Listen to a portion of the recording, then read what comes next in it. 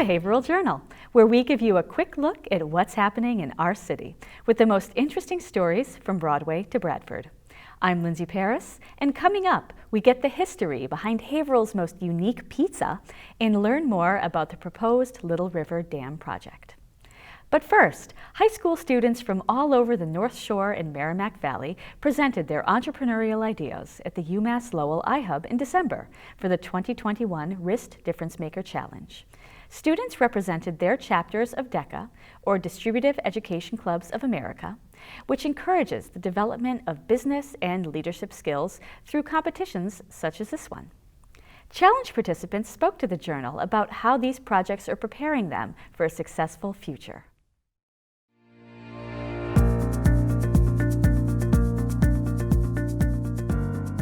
So we're here today at the third annual UMass Lowell Difference Maker High School Idea Challenge. So what that is high school student teams, part of an organization called DECA, have been learning the ideas of problem solving and coming up with solutions to problems that they want to solve.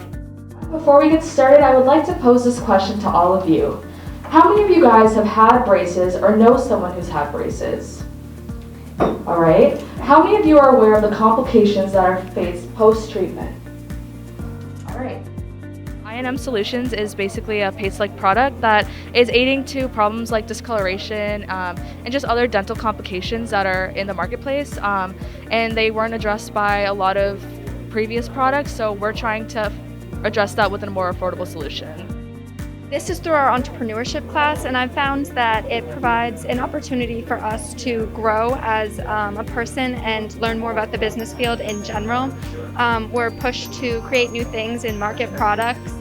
So the Wrist Difference Maker Institute is a program on campus at UMass Lowell.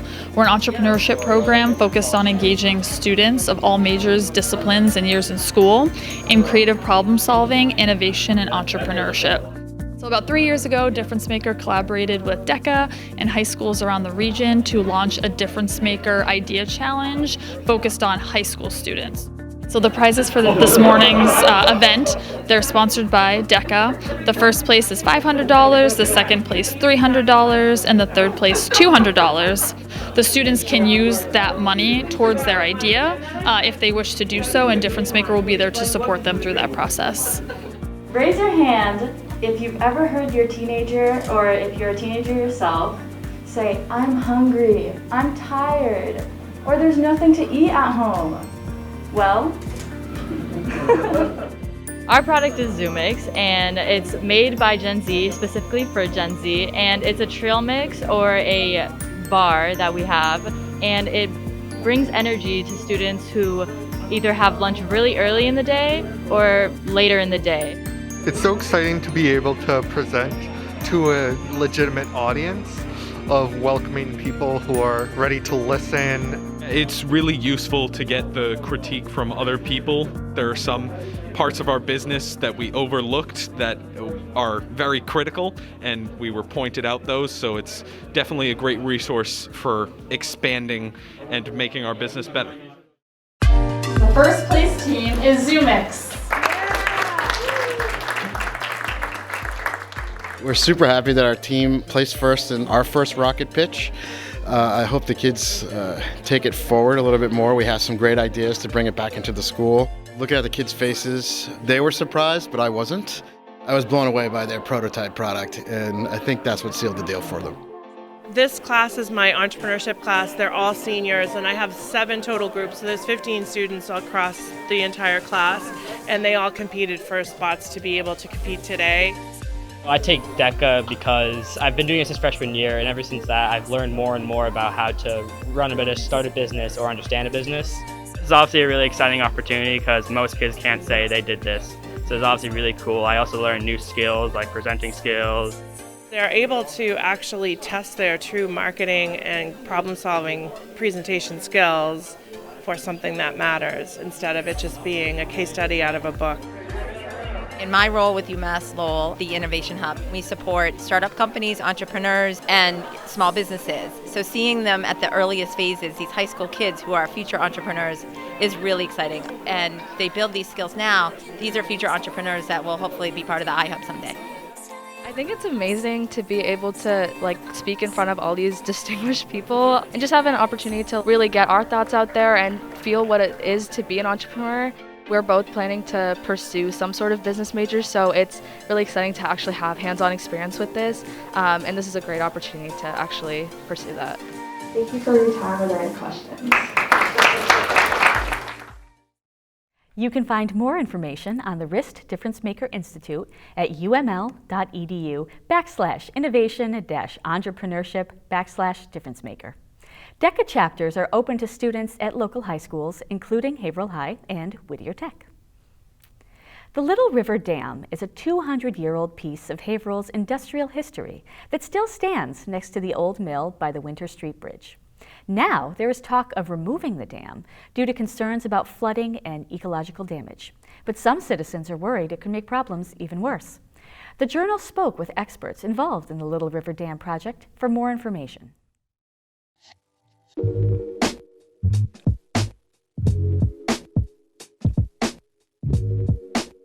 Little River is a tributary to the Merrimack River. It's what's known as a temperating river because it's actually colder than the river itself, which is very important to the ecological balance. The dam was put there originally to provide water power inside what we know as the Stevens Mill. The dam is not up to current standards. At some point it would either need to be have significant repairs done to it, or the alternative that a lot of dam owners are looking at nowadays for these dams that no longer serve any real purpose is removal. Well, the primary concern is that the dam is essentially, for a lack of a better word, condemned. What we're looking at is the possibility of removing the dam in order to have more climate resiliency, particularly flooding. We know that what's called the 100-year flood, or a flood that's expected to happen with basically a 1% probability every year, is going to expand so that it becomes essentially what we see now as the 500-year flood. I'm a black swan type of guy in the fact that I think black swan events will always eventually happen, and we should prepare for or prevent them. A catastrophic failure of that dam would put significant transportation and flood control infrastructure in jeopardy. There's a lot more homes and properties that would potentially be inundated during a large storm event. So we want to protect that from happening and really head that off at the pass before it becomes a problem. I'm an ecologist by training. I have a PhD in ecology, and I feel pretty comfortable saying that on the whole, dam removal results in overall ecological benefits. There's a common misconception that when you take away a dam, you take away habitat. You do not take away habitat, you change habitat. Currently, it's basically a pond system above the dam. We're going to be returning it to a free-flowing river. So you're going to have better water quality, more dissolved oxygen, which is good for any kind of aquatic species. And, as you see different and more types of fish moving into there, you're going to attract different types of birds and wildlife. Absolutely don't agree that it's going to destroy the ecosystem. It's going to be a better ecosystem, just a little bit different one.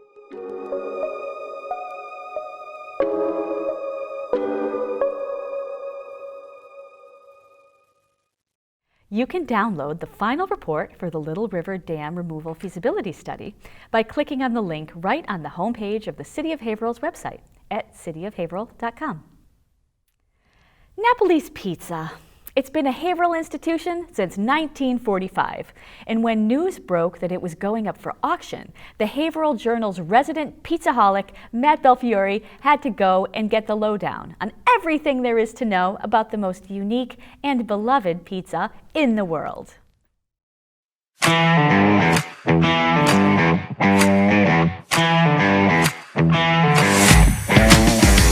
Not many food establishments can say that they've been around for more than 3/4 of a century. Here in Haverhill, Napoli's Pizza can. If you're from these parts, you know the drill. A light, airy crust cut into long rectangles with lots of sweet, tangy tomato sauce, and for the purists, only grated Romano and Parmesan cheese to top it off.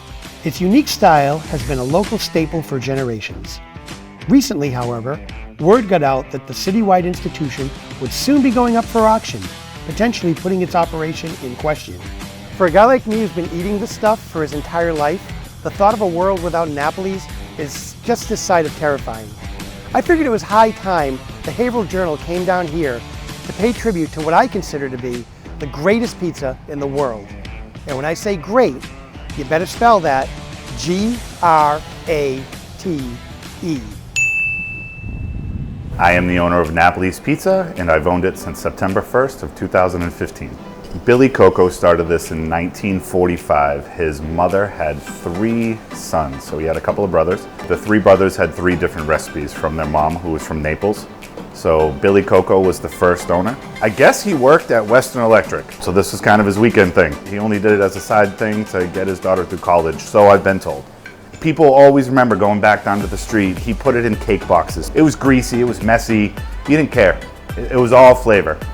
He sold it to Jim Clark. Jim Clark had it for about 6 months, maybe a year.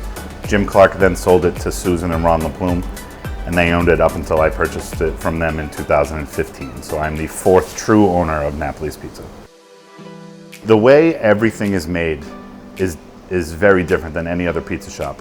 We make the dough in the morning, and a lot of other pizza shops will let it proof for a day or 2 before, so there's no transition. You might have Thursday, you might have Tuesday's dough from a lot of pizza shops. Not to take anything away from any other pizza shop, it's just different. The sauce is a rich, rich, rich tomato flavor.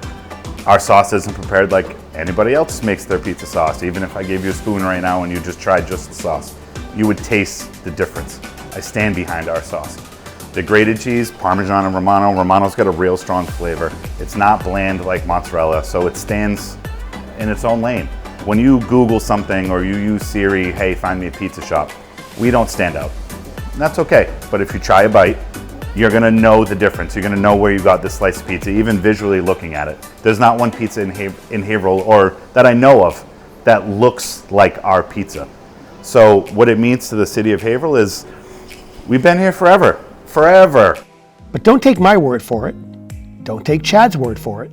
We brought in a lucky group of Napoli super fans for some free pizza and to find out why this pizza is their favorite.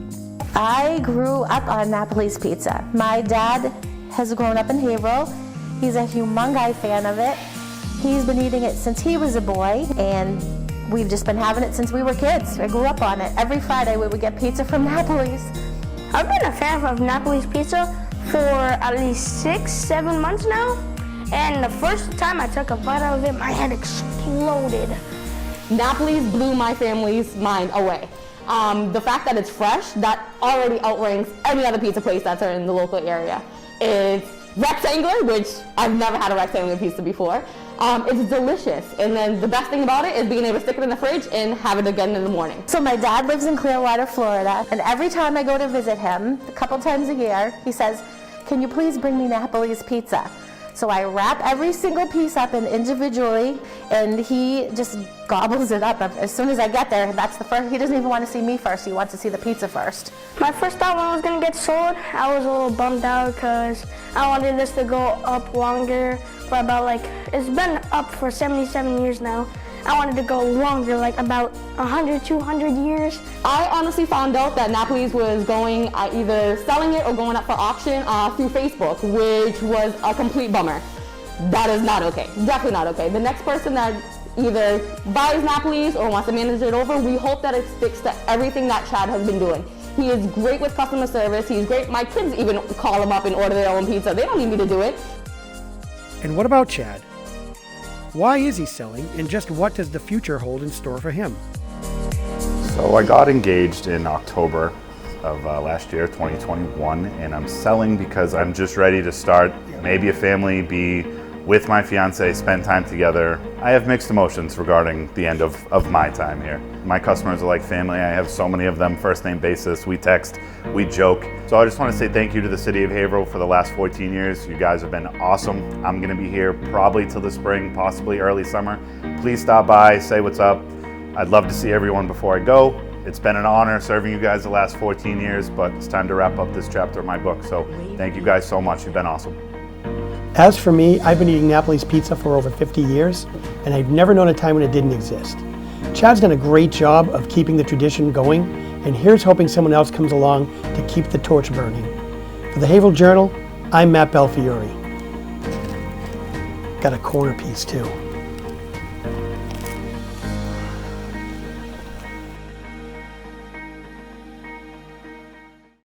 That's right. You still have at least a little time to chow down on this Merrimack Valley taste sensation. 6 more weeks of winter, Punxsutawney Phil has predicted this year, and official Haverhill winter parking rules remain in place throughout the city. Parking rules for February have changed.